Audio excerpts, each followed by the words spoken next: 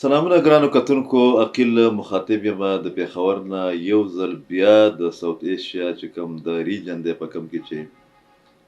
زموږ سره هندوستان هم واقع دی د کشیدګۍ په ضد کې دی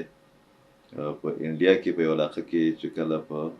بعضې انډین افسرانو سمیت د سیاحانو یا د ټوریسټو په یو ګروپ باندې حمله وشوه. د هغې نه بعده انډیا نه صرف دا چې د سنتاس معاهدې د پاکستان د سفارتي عملې د ویزو پروسس چې کوم دی په هغه حواله باندې سخت اقدامات یا د هغې اعلانات کړي دي. نو بل طرف ته په میډیا باندې انډین میډیا باندې په انټرنیشنل میډیا باندې د هندوستان مطلب د انډیا او د پاکستان په منځ کې د یو محدود جنگ چې دی د هغې خدشات چې کوم دي او امکانات چې دي هغه زیر بحث دي. په کومه طریقه باندې چې دغه واقع وشوه نو دې موږ ته د پلواما چې کومه حمله شوې وه په انډیا کې په هغې کې انډین پوځیان چې دي هغه وژلی شوي وو. د هغې نه بعد بیا یو اپریشن چې دی چې موږ ورته فالس اپریشن وایو په خیبر پښتونخوا په علاقه بالاکوټ کې شوی او د هغې په نتیجه کې بیا چې کله د ابینندن جهاز چې کوم دی هغه راوغورځولی شو څومره کشیدګي پیدا شوه دا موږ ته د هغې پارت 2 ښکاري قسط دوم موږ ته ښکاري. د دواړو ملکونو تعلقات چې کوم دي هغه د کشمیر په مسله باندې همیشه د کشیدګۍ ښکار پاتې شوي دي خو په یو داسې وخت کې چې په دې ریجن کې د افغانستان یا د کاونټر ټیرریزم په حواله باندې ری ډیزاینینګ کیږي ری انګیجمنټ کیږي د پاکستان لپاره دا یو بل مشکل را پیدا شوی دی اگر چې د پاکستان ریاستي ادارو او حکومتي چارواکو په ډېر غټ لیول باندې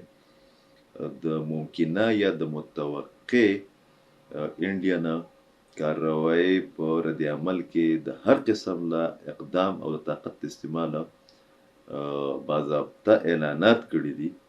د هغې باوجود چې دی دا ډېر مشکل صورتحال او په دغه مشکل صورتحال کې موږ ته د خیبر پښتونخوا او د بلوچستان په تناظر کې د انډیا چې کوم مجوزه یا مبینه پالیسیانې دي په هغې باندې سوچ کول پکار دي. د مثال په طور له د انډیا میډیا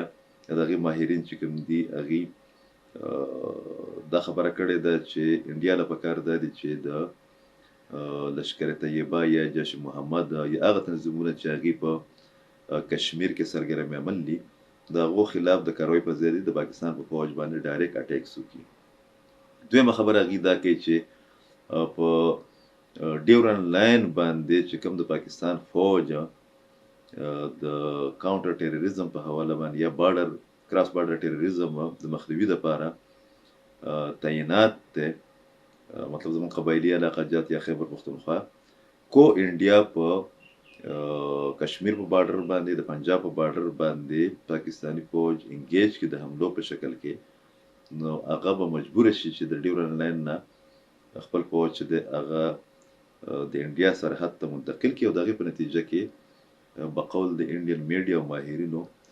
چې په پاکستان کې خاص کر په خیبر پښتونخوا کې به د کلدم ټي ټي پي په حملو کې چې دی په هغې کې به اضافه وشي او پاکستان به په دې والا بارډر باندې د غټ مشکل سره چې د ښکار شي. درېیمه خبره هغې دا کوي چې بلوچستان کې چې موږ کوم انویسټمنټ کوو مطلب انډیا چې کوم انویسټمنټ کوي په هغې کې اضافه پکار ده او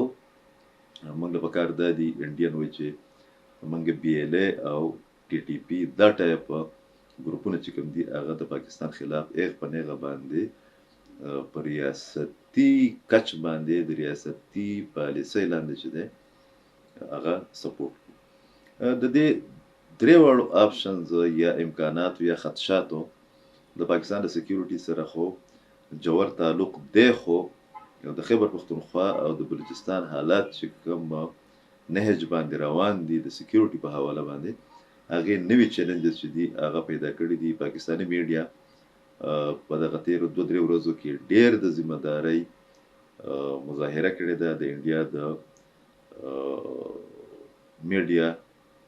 په مقابله کې. اوس ضرورت د دې خبرې ده چې پاکستاني سیاسي قیادت چې دی او عوامه هغې د دغه حالات د نزاکت او د سیاست په تناظر کې یا د حملو په صورت کې چې کوم اثرات یا نتایج راځي په هغه تناظر کې یو پیج باندې راشي او زموږ چې کوم اندروني اختلافات دي یا سیاسي معاملات دي د هغې نه قطع نظر کوشش وکړي چې د پاکستان چې کوم خطره یا چیلنج راپېښ دي د هغې په حواله باندې یو مشترکه لایحه عمل چې دی هغه اختیار کړی شي. ډېره مننه.